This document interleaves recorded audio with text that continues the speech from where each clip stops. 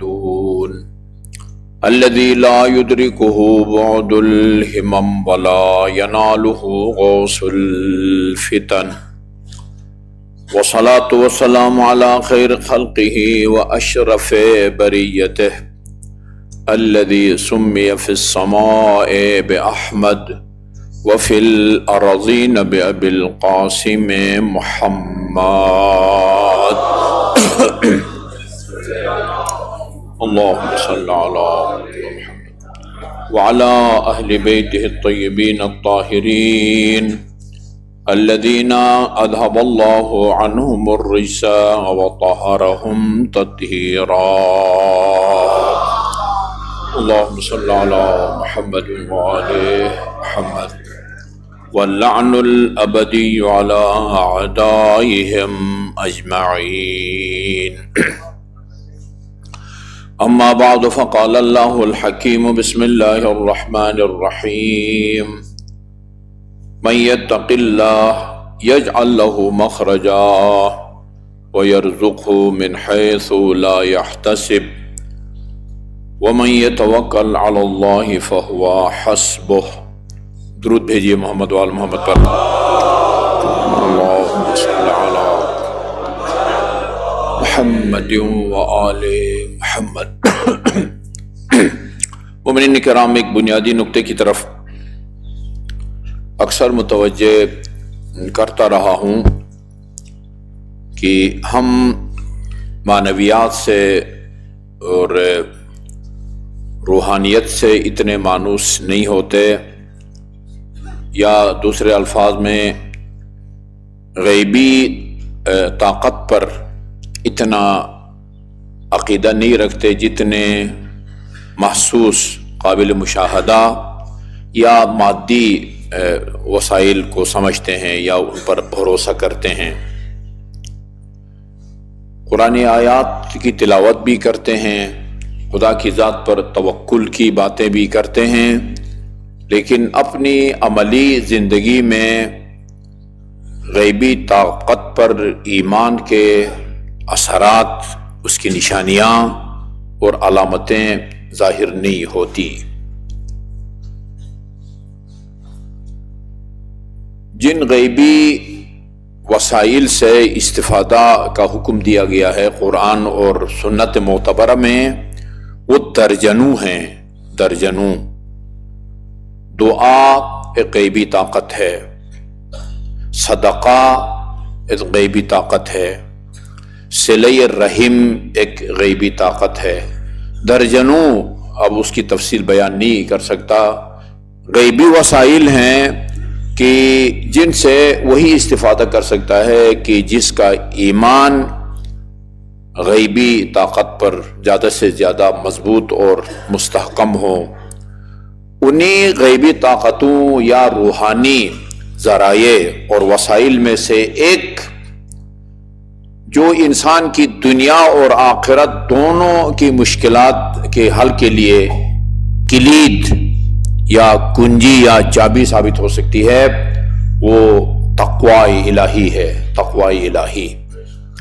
دو آیتیں میں آپ کی خدمت میں پیش کرنے لگا ہوں. ایک سورہ طلاق کی آیت نمبر 2 اور ایک سورہ انفال کی آیت نمبر 29. ان میں غور کی ضرورت ہے. یہ آیت جو آپ کے سامنے تلاوت کی ہے، یہ سورہ طلاق کی آیت نمبر 2 ہے. من یتق اللہ یجعل لہ مخرجا وَيَرْزُقْهُ مِنْ حَيْثُ لَا يَحْتَسِبْ. کوئی متشابہ پیچیدہ آیت نہیں ہے، صاف صاف 2 جمع 2 4 کی طرح ہے. من یتق اللہ، جو تقوی الہی اختیار کرے، یجعل لہ مخرجا، اللہ تعالیٰ اس کے لیے مشکلات سے نکلنے کے راستے کھول دیتا ہے. مشکلات سے نکلنے کے راستے کھول دیتا ہے. وَيَرْزُقْهُ مِنْ حَيْثُ لَا يَحْتَسِبْ، اور ایسے ایسے ذرائع سے اس کو رزق اور روزی عطا فرماتا ہے جس کو وہ سوچ بھی نہیں سکتا. خالص غیبی طاقت پر ایمان کا یہ نتیجہ ہے. اسی کے ساتھ یہ بھی ہے وَمَن يَتَوَكَّلْ عَلَى اللَّهِ فَهُوَ حَسْبُهُ، جو اللہ تعالیٰ کی ذات پر بھروسہ کرے وہ اللہ اس کے لیے کافی ہے اور کارساز ہے۔ آپ سب متوجہ ہیں کہ علیکم السلام 10 تاریخ کو ہمارے ملک کے بلکہ بین الاقوامی شہرت یافتہ عالم الدین وجد الاسلام والمسلمین شیخ محسن علی نجفی رضوان اللہ تعالی علیہ وہ ہم سے جدا ہوئے۔ انہوں نے اس آیہ کریمہ کی تفسیر میں چند جملے لکھے ہیں، وہ قابل توجہ ہیں۔ تقوی کی وجہ سے انسان کا ضمیر صاف، توجہ کی درخواست کروں گا، تقوی کے نتیجے میں انسان کا ضمیر صاف، احساس زندہ، عقل بیدار ہوتی ہے۔ زندگی کے ہر موڑ پر تقوی آسانی کی رہنمائی کرتی ہے، انسان کی رہنمائی کرتی ہے، کون سا راستہ حق، صحیح اور آسان ہے اور کون سا راستہ باطل، غلط اور مشکل ہے۔ زندگی کی بات ہو رہی ہے۔ اس طرح متقی دین اور آخرت میں بند گلی میں نہیں پھنستا۔ چنانچہ حدیث میں آیا ہوا ہے، مخرجہ کا مطلب کیا ہوتا ہے؟ جو تقوی الہی اختیار کرے، یجعل لہ مخرجہ، اللہ تعالیٰ اس کو نکلنے کے راستے بنا کے دیتا ہے۔ کہاں سے، کن مشکلات سے نکلنے کا راستہ دیتا ہے؟ مخرجہ، نکلنے کا راستہ۔ اس کی تفسیر کے طور پر بہار الانوار کی ایک جلد نمبر 67 اور صفحہ نمبر 281 کا حوالہ دیا ہے۔ معصوم نے فرمایا ہے، مخرجن من شبہات الدنیا، دنیا کے مشکوک معاملات سے نکلنے کا راستے بنا دیتا ہے۔ آخرت کی بات نہیں ہو رہی ہے، دنیا میں بھی آدمی بند گلی میں نہیں پھنستا۔ ومن غمرات الموت، یہ موت کی سختیوں سے بھی نکلنے کے راستے بتاتا ہے۔ وشدائد یوم الحساب، اور روز قیامت کی سختیوں سے بھی نکلنے کے راستے آپ کو تقوی بتاتا ہے۔ قیامت کے دن مشکلات سے نکلنے کے راستے بتاتا ہے۔ یہ تو انسان کے سمجھ میں آتا ہے، بھائی جو دنیا میں نیک ہوگا، متقی ہوگا، پرہیزگار ہوگا، واجبات کا پابند ہوگا، حرام کاموں کو اس نے ترک کیا ہوگا، اخلاق حسنہ سے آراستہ ہوگا، آخرت میں اس کو نجات ملے گی، بعد کے بارے میں بغیر کسی حساب کے جنت میں چلا جائے گا، یہ بات سمجھ میں آتی ہے۔ لیکن اکثریت کے سمجھ میں یہ بات نہیں آتی کہ دنیا کی کامیابیوں کے ساتھ تقوی کا کیا تعلق ہے۔ یہاں تو وہ بس جو ذریعہ سامنے آئے دنیا کمانے کے لیے، جھوٹ بھی بولو، رشوت بھی لو، سود بھی لو، وہ ملاوٹ بھی وہ کرو، لوگوں کو دھوکہ بھی دو، یہ مال ذرائع کے جو ہے نا وہ رائج جو طریقے ہیں وہ یہ ہیں۔ لیکن تقوی یہ خدا اور رسول اور اہل بیت فرماتے ہیں نہیں، یہ تقوی صرف یہ نہیں کہ آخرت کے نجات کا باعث ہے، تقوی آپ کو دنیا کی مشکلات سے بھی نکالتا ہے، بند گلی میں آپ کو پھنسنے نہیں دیتا۔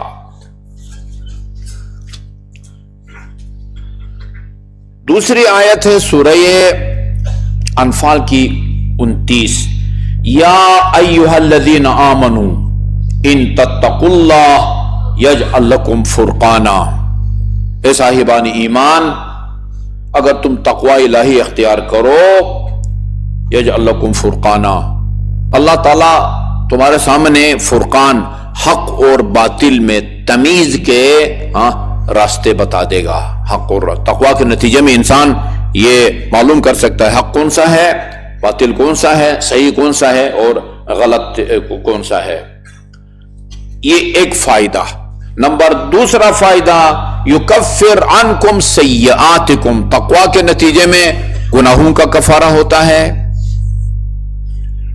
اور تیسری چیز، یغفر لکم، خدا تمہیں بخشتا ہے۔ یہاں شیخ صاحب رضوان اللہ تعالی علیہ نے جہاں 3 فائدے بیان کیے ہیں، پہلا تو پتہ ہے کہ بھئی وہ حق اور باطل میں تمیز کی انسان کے اندر صلاحیت آتی ہے. دوسرے یکفر اللہ عنکم سیئاتکم ویغفر لکم، ان دونوں میں فرق کو بیان کیا ہے. یکفر اللہ عنکم سیئاتکم یعنی خدا تمہیں ان گناہوں کی تلافی کی توفیق عطا فرماتا ہے، جو تم سے گناہ سرزد ہوئے ہیں ان کی تلافی کی توفیق عطا فرماتا ہے. ویغفر لکم، اور تقوی جب اختیار کرو گے تو تم کچھ بھی نہ کرو، تقوی کے نتیجے میں تمہارے بہت سارے گناہوں کو اللہ تعالیٰ بخش دے گا. ان تجتنبوا کبائر ما تنہون عنہ یکفر اللہ عن سیئاتکم، اگر آپ بڑے بڑے گناہوں سے پرہیز کریں تو ان بڑے گناہوں سے پرہیز کے نتیجے میں خود بخود اللہ تعالیٰ آپ کے باقی چھوٹے موٹے گناہوں کو بخش دیتا ہے. ہم لوگوں کی یہ عادت ہے یا کہیں کمزوری ہے کہ اپنے جو شخصیات ہیں یا مثالی شخصیات، وہ ہم ان کی خدمات کو ان کے اس دنیا سے جانے کے بعد بیان کرتے ہیں، ان کی زندگی میں ان کی طرف متوجہ ہو کے اس سے استفادہ کی کوشش کم کی جاتی ہے.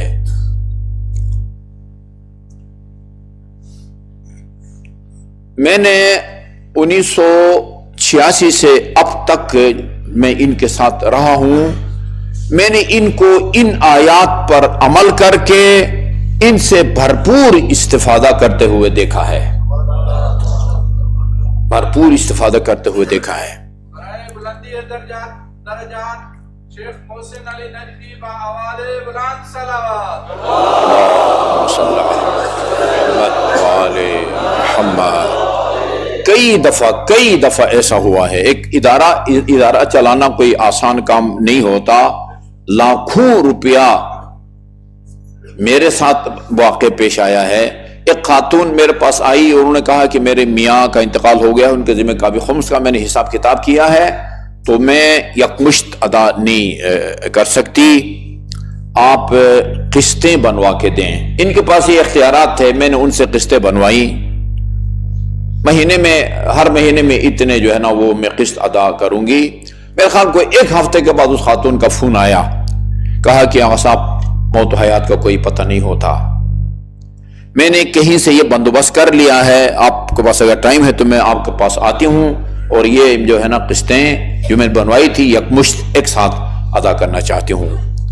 وہ میں لے کے ان کے پاس گیا اور جب میں نے کہا کہ آپ نے ان کو قسطوں میں ادا کرنے کی اجازت دی تھی، اب وہ یکمشت لے آئی ہیں، ایک ساتھ لے آئی ہیں اور وہ خاصا رقم بنتی تھی. جب ان کو دی تو کہا یا سبحان اللہ، یا سبحان اللہ، اتنا بل یا پتہ نہیں گیس یا بجلی کا بل بنا تھا جامع اہل بیت کا، کل لاسٹ ڈیٹ تھی، اکاؤنٹ بالکل خالی تھا. اور کہا کوئی پریشانی نہیں تھی مجھے یہ زندگی میں 1974 سے کہتے ہیں کوئی پریشانی. وہ کہتے ہیں کہ کام کو زیرو سے شروع کرو، اگر یہ کام خدا کے لیے ہے تو وہ آپ کو مشکلات سے نکال دے گا. اور کسی موقع پر بھی وہ مشکلات سے دوچار نہیں ہوئے، اور یہ ان کے آثار کو جو ہے نا وہ آپ یہ دیکھ رہے ہیں. اچھا، اس کی تفسیر میں بھی لکھتے ہیں بے شک تقوی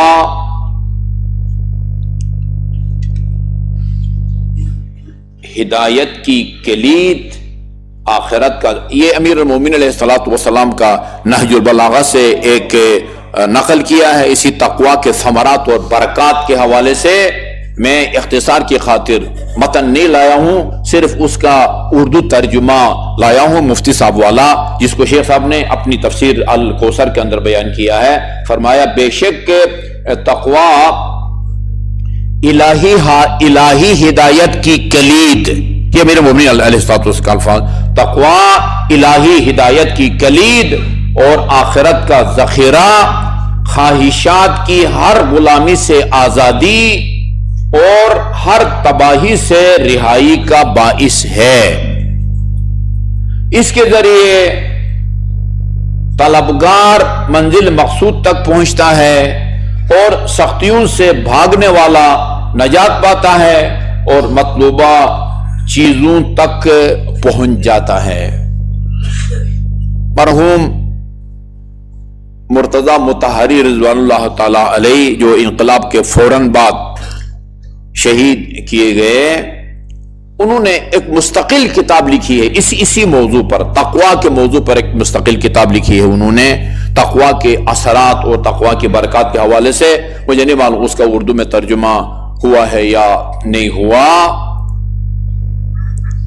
یہ باتیں تقوی کے کیا ثمرات اور برکات ہیں، خدا کی ذات پر توکل اور بھروسے کے کیا فوائد ہیں، سب کے لیے قابل توجہ ہیں، سب کے لیے قابل توجہ ہیں، لیکن زیادہ قابل توجہ دینی طلباء کے لیے ہیں، یا وہ جن کو آپ وہ علماء کرام کہتے ہیں، ان کو خدا کی ذات پر زیادہ سے زیادہ بھروسہ اور توکل کی ضرورت ہے، ان کو تقوی کی ضرورت ہے تاکہ وہ ان کو الہی ہدایت جو ہے نا وہ مل جائے۔ میں نہیں بھولتا، یہاں جامعۃ الکوثر میں وہ علماء اور ذاکرین کانفرنس ہوئی تھی، انہوں نے ایک بات کہی تھی، یعنی واقعاً حاضرین کو جھنجھوڑ کے رکھ دیا ان کے اس جملے نے۔ کہا آپ میں سے علماء کرام میں سے کوئی بھی ہو، اگر کوئی بہت بڑا وڈیرا زمیندار، ہزاروں ایکڑ کا مالک وڈیرا انہوں نے لفظ استعمال کیا تھا، بہت بڑا زمیندار، وہ آپ سے کام کرے، مسجد بنا کے کہے کہ بھئی یہ آپ اس کو چلائیں، ٹھیک ہے جی، مدرسے کو چلائیں، مسجد کو چلائیں، میں آپ کے تمام ضروریات کو انشاءاللہ وہ پورا کروں گا اور کسی قسم کے فکر کی ضرورت نہیں ہوگی، آپ کو کوئی فکر نہیں ہوگی، بھئی اتنا بڑا زمیندار لینڈ لارڈ آدمی جو ہے، کروڑ پتی ارب پتی، وہ میری پشت پر ہے اور تو مجھے کیا پرواہ ہے۔ فرمانے لگے ہمیں خدا جو علی کل شیء قدیر ہے اس کی ذات پر اتنا بھی اعتبار نہیں ہے جتنے اس وڈیرے کے وعدے پر واجب اعتبار ہے۔